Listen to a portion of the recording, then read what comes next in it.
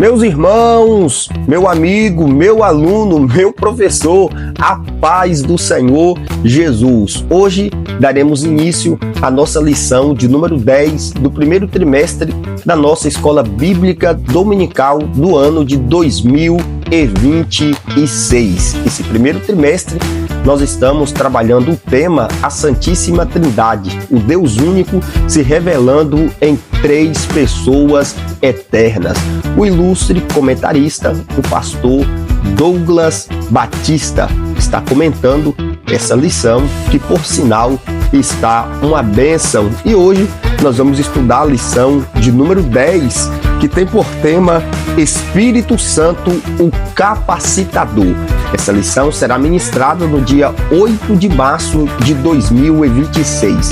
Eu sou Regis Souza, presbítero na Primeira Igreja Assembleia de Deus em Eunápolis, presidida pelo pastor Antônio Carlos Miranda Sintra. E se você ainda não é inscrito em nosso canal, se inscreva, ative o sininho, deixe um like, deixe um comentário e compartilhe esse vídeo com mais alguém.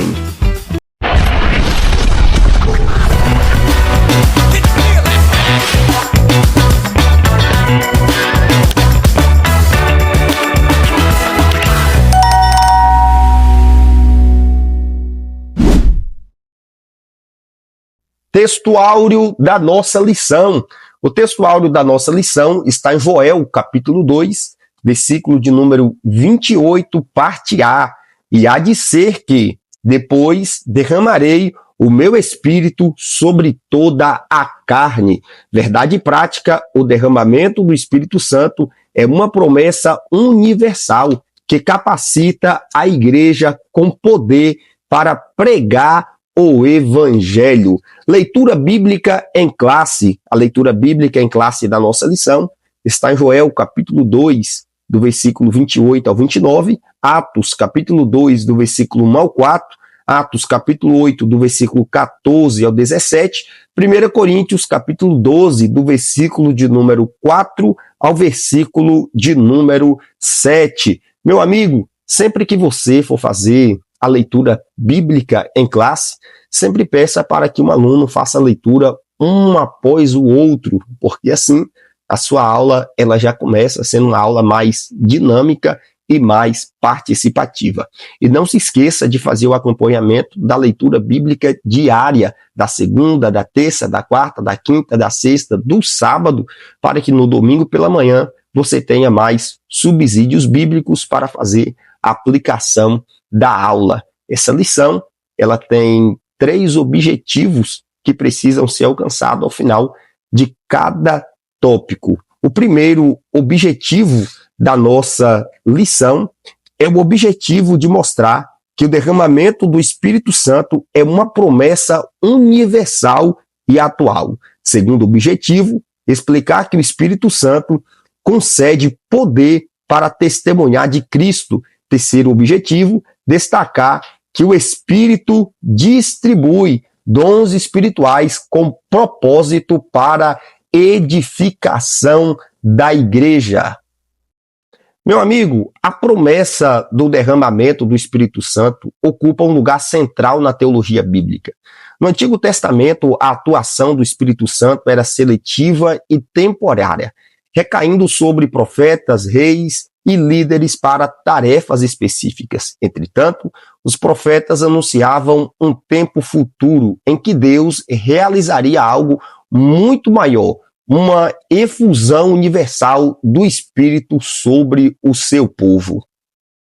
No texto áureo da nossa lição, em Joel, capítulo 2, versículo de número 28, percebemos que o profeta Joel anunciou que Deus derramaria o seu Espírito sobre toda a carne, indicando uma nova realidade espiritual que se concretizaria na era messiânica. Essa promessa encontra o seu cumprimento histórico no Pentecoste narrado em Atos dos Apóstolos, quando a igreja recebe o revestimento de poder para cumprir a sua missão. Portanto, meu amigo, esta lição nos conduz a 3 grandes verdades fundamentais. Primeiro, a promessa profética do Espírito. Segundo, o cumprimento dessa promessa com poder para testemunhar. E terceiro, a continuidade dessa operação na igreja por meio dos dons do Espírito. Primeiro tópico da nossa lição. Primeiro tópico da nossa lição que diz a promessa do derramamento do Espírito. Esse primeiro tópico ele é dividido em 3 subtemas. Primeiro, uma promessa de abrangência universal. Segundo, uma promessa com ação sobrenatural. Terceiro, uma promessa para os últimos dias. Meu amigo, meu aluno, meu professor, a profecia de Joel apresenta um marco importante da revelação progressiva de Deus acerca da obra do Espírito Santo. Ao declarar que Deus derramaria o seu Espírito sobre toda a carne, o profeta rompe com a perspectiva limitada do Antigo Testamento e aponta para uma promessa de alcance a nível universal.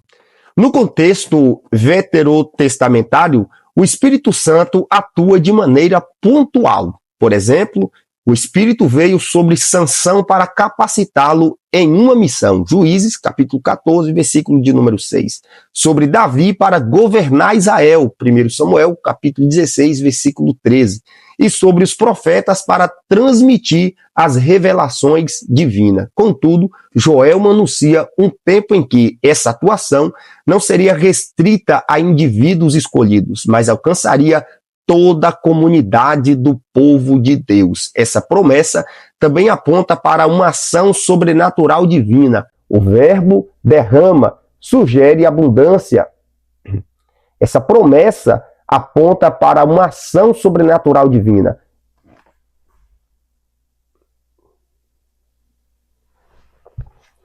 Essa promessa também aponta para uma ação sobrenatural divina. Por exemplo, o verbo derramar sugere abundância e iniciativa divina. O Espírito não seria resultado do esforço humano, mas uma concessão graciosa de Deus. Essa linguagem também indica intensidade espiritual, revelando que Deus agiria de forma extraordinária na vida de seu povo através de seu Espírito. Além disso, Joel situa essa promessa dentro da realidade escatológica dos últimos dias.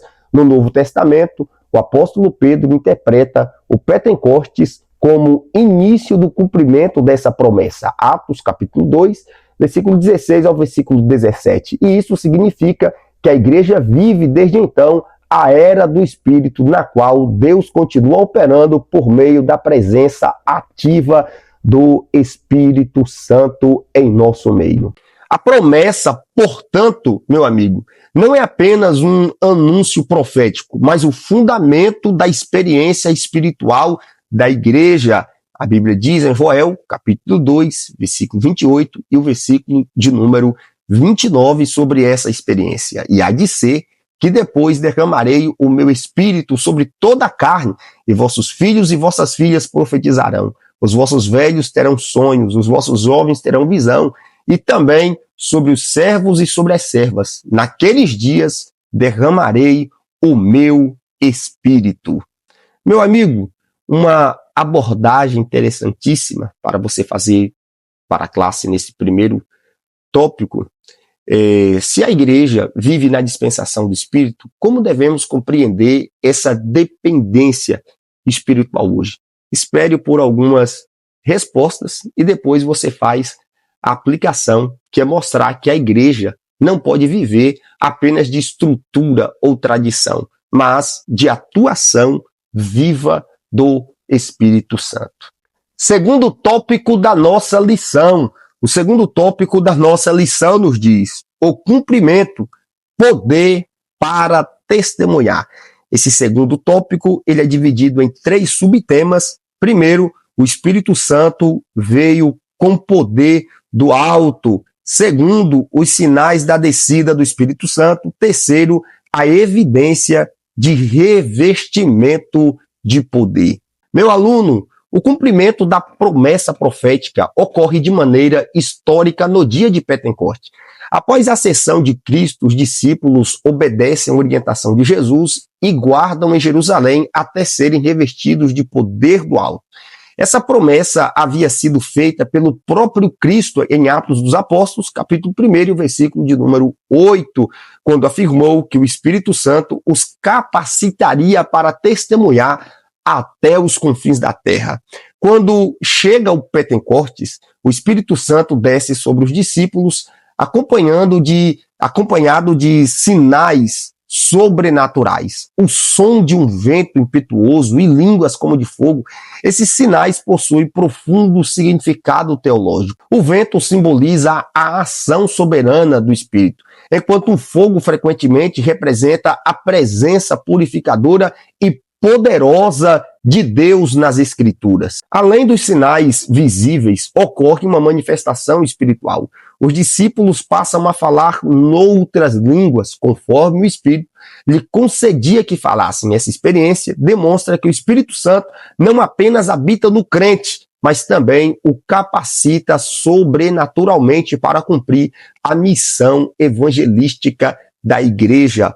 Meu amigo, o resultado imediato dessa experiência foi a transformação dos discípulos, que foi extremamente notória e visível. O mesmo Pedro, por exemplo, que antes negara Jesus, agora está proclamando o evangelho com ousadia. E em Atos, capítulo 2, versículo 41, a Bíblia diz que quase 3.000 almas, oh aleluia, glória a Deus, quase 3.000 almas se converteram a Jesus naquele dia, porque Pedro ministrou na unção e na direção do Espírito. Portanto, meu amigo, o propósito do revestimento do Espírito não é apenas produzir experiências espirituais, mas capacitar a igreja para a missão que Deus confiou a ela. Ide por todo mundo e pregai o evangelho.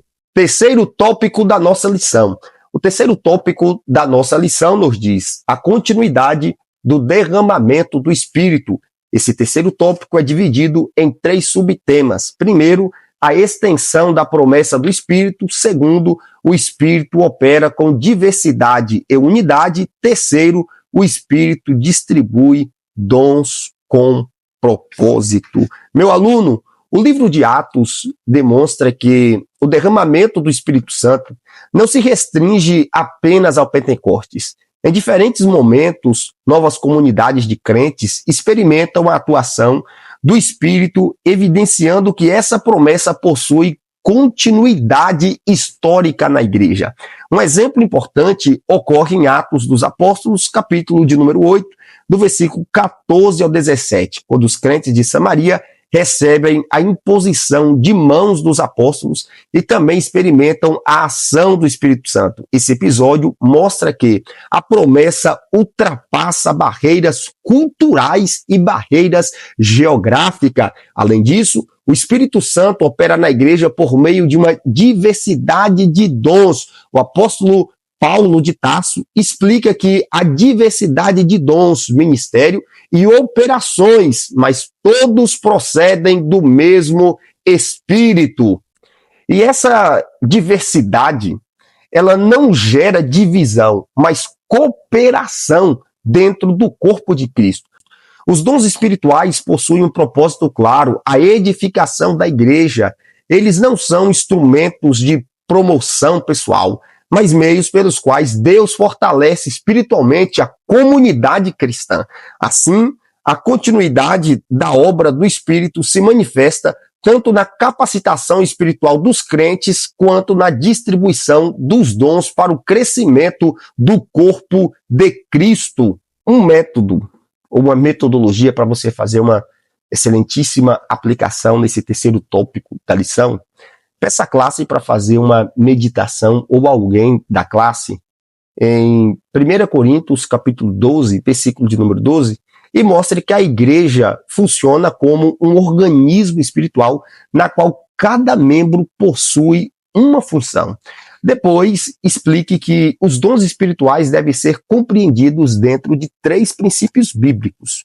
Primeiro, procedem do Espírito, servem para a edificação da igreja, do corpo de Cristo, e entre os dons espirituais, existe apenas um que o crente usa em benefício próprio, que é o de línguas estranhas, porque quem fala em línguas edifica a si mesmo, mas quando há intérprete, edifica o corpo de Cristo. E terceiro, apontam para a glória de Cristo. Os dons espirituais não são para a glória de homens, mas para a glória de Cristo e unidade do corpo. E detalhe, estamos usando aquilo que Deus nos deu para promover a unidade do corpo? É uma excelentíssima pergunta para você fazer para a classe.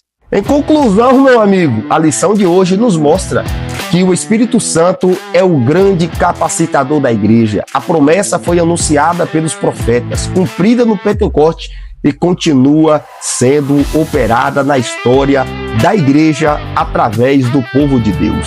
O Espírito Santo concede poder para testemunhar, transformar a vida do crente e distribui os dons espirituais para a edificação da igreja. Portanto, a igreja deve viver em constante dependência do Espírito, buscando não apenas experiências espirituais, mas uma vida comprometida com a missão de Cristo e com a edificação do corpo de Cristo. Deus abençoe sua vida, Deus abençoe sua família, Deus abençoe a sua classe. Se você ainda não é inscrito no canal, se inscreva aqui no sininho, deixa um like, deixa um comentário e detalhe, compartilhe esse vídeo com mais alguém.